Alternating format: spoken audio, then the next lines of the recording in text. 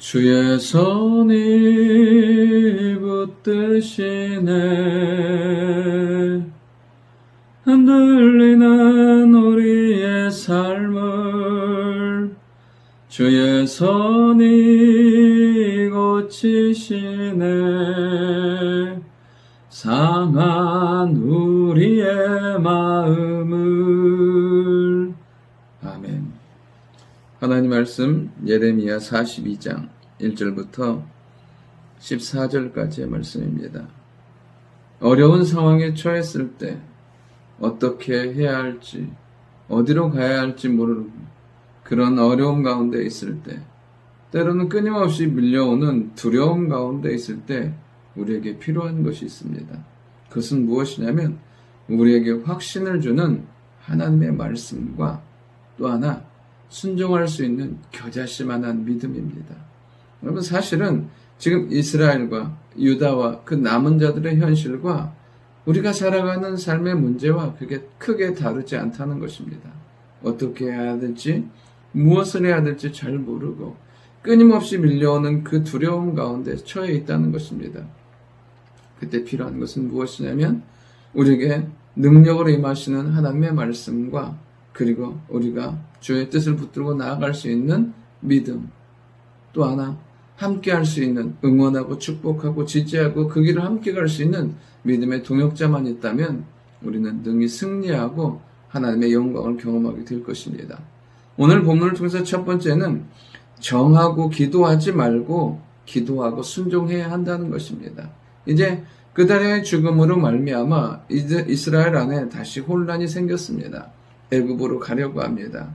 그 이전에 이제 군대 지휘관과 요하난과 그 백성들이 누구에게 나아가냐면 선지자 예레미야에게 나아갑니다. 그러면서 그에게 하나님 앞에 기도하라고 합니다. 우리가 마땅히 갈 길과 할 일을 보이기 원한다고 3절에 말합니다.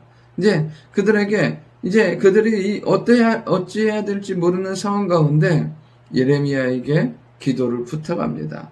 그리고 말씀대로 행하겠다고 5절, 6절을 보면 순종하겠다고 말합니다. 근데 사실은 그들은 이미 어디로요? 애굽으로 가기로 정하고 이렇게 기도하고 기도를 부탁하는 것을 보게 됩니다. 우리가 삶 가운데 우리도 이런 우를 범해요. 결정하고 기도해요. 내 결정에 맞게 하나님이 움직여 주시기를 바라며 기도한다는 것입니다. 중요한 건 무엇이냐면 우리는 기도하고 하나님의 뜻에, 하나님의 말씀 가운데 순종하며 살아야 한다는 것입니다. 오늘도 말씀 가운데, 기도 가운데 우리에게 음성으로 주시고 믿음의 확신으로 주신 것들을 붙들고 나아가는 우리가 될 수 있기를 원합니다. 자꾸만 하나님과 말씀과 기도를 내 뜻과 내 틀에 맞추는 것이 아니라 우리의 삶의 방향을 하나님께 향하는 축복과 은혜의 하루가 될 수 있기를 원합니다. 두 번째는 하나님 안에서 늦은 때란 없다는 것입니다. 이제 이렇게 기도를 부탁하고 나서 10일 후에 여호와의 말씀이 예레미야에게 임합니다. 하나님의 말씀이 임하니까 모든 자들을 다 부릅니다. 그러면서 이렇게 말씀하십니다. 여호와께서 이제 말씀하셨다고, 너에게 이렇게 이른다고 하면서 10절에 보면 너희가 이 땅에 눌러 앉아 산다면, 하나님은 그들에게 무엇을 말씀하시냐면 너희가 애굽으로 가지 말라는 거예요. 너희가 보기에 좋은 땅, 너희가 살기에 좋은 땅 같은 그 애굽으로 가지 말라는 거예요. 어디에요? 이 땅에 눌러 앉아 산다면.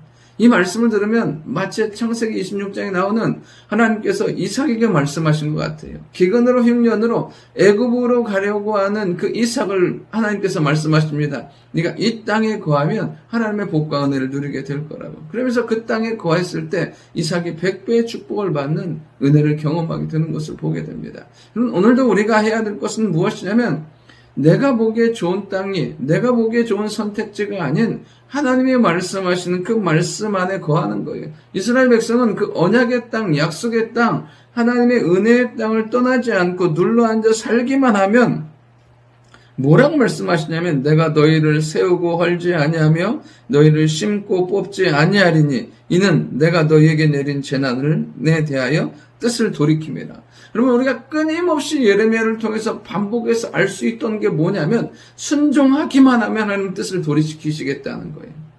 뽑지 아니하고 헐지 아니하고 세우고 심고 하나님 앞에서 은혜 가운데 살게 하시겠다는 거예요.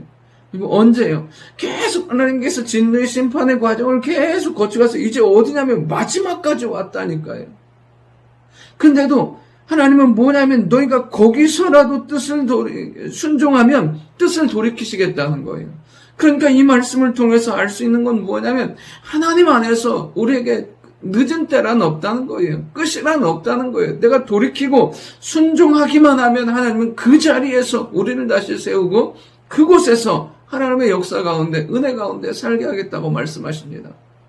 오늘도 우리가 늦었다고 생각하는 그 자리, 끝났다고 생각하는 그 자리, 더 이상 소망과 기회가 없다고 생각하는 그 자리에서 하나님 앞에 엎드리며 나아갈 때 하나님은 다시 세우시고 하나님은 다시 영광 가운데 우리를 일으켜 주시고 하나님의 놀라운 복 가운데 은혜 가운데 살게 만들어 주실 줄 믿습니다. 마지막 세 번째는 뭐냐면 순종은 구원을 이루지만 불순종은 잘못된 삶을 살게 된다는 거예요. 하나님의 말씀이 이렇게 임하면서 뭐라고 말씀하시냐면 너희는 너희가 두려워하는 바벨론의 왕을 겁내지 말라. 내가 너희와 함께 있어 너희를 구원하며 그의 손에서 너희를 건지르니 두려워하지 말라. 그러면 뭐라고 말씀하시냐면 내가 너희를 불쌍히 여기리니 그도 너희를 불쌍히 여겨 너희를 너희 본향으로 돌려보내리라. 하나님 뭐라고 말씀하시냐면 바벨론 왕 따위를 겁내지 말라는 거예요. 내가 너희와 함께 있고 너희를 구원하고 그의 손에서 너희를 건질 거라고 말씀하세요. 두려워하지 말라는 거예요. 바벨론 왕 따위가 어찌할 수 없고 하나님이 그 마음도 움직이셔서 너희를 불쌍히 여길 거라고, 내가 불쌍히 여기는 그 긍휼함이 그에게도 임할 거라고 말씀하세요. 중요한 건 뭐냐면 하나님의 뜻 안에 순종하기만 하면 이런 은혜가 있고 하나님의 놀라운 구원의 역사, 건져내심을 경험하게 되지만 13절에 보면 그러나 너희가 너희 하나님 여호와의 말씀을 순종하지 아니하고 불순종하게 되면 마지막에 뭐라 하냐면 잘못되리라고 해요. 너희가 가는 그 모든 길 가운데 재난과 고난과 하나님이 주시는 심판이 따라올 거라고 말씀하십니다. 마치 신명기 28장의 말씀이 너희가 내 말을 듣고 삼가 그 말을 듣고 순종하면 하나님의 복을 받지만 듣지 아니하면 이런 재앙 가운데 들어갈 거라고 했던 그 말씀처럼 우리가 순종할 때 하나님의 건지심과 하나님의 불쌍히 여기심과 하나님의 돕는 은혜가 우리의 삶 가운데 임하게 될 줄 믿습니다. 좋으신 아버지 하나님, 우리가 하나님 앞에 기도한 대로 말씀 가운데 순종하는 자의 삶을 살기를 원하며 무엇보다 하나님 안에서 늦은 때란 없습니다. 우리가 기도하며 나아갈 때 그 자리에서 심고 세우고 영광 가운데 우리의 삶을 인도해 가실 줄 믿습니다. 끝났다고 마지막이라고 더 이상 기회가 없다고 느껴질 그때에도 하나님은 그곳에서 은혜 베풀어 주실 줄 믿습니다. 우리가 해야 될 것은 온전히 순종하는 것입니다. 순종하며 나아갈 때 건지시고 불쌍히 여기시고 도우셔서 하나님의 말할 수 없는 은혜 가운데 살게 만들어 주실 줄 믿습니다. 오늘도 그런 은혜가 임하는 축복의 하루 되게 주여 인도하여 주옵소서. 예수님의 이름으로 기도드립니다. 아멘.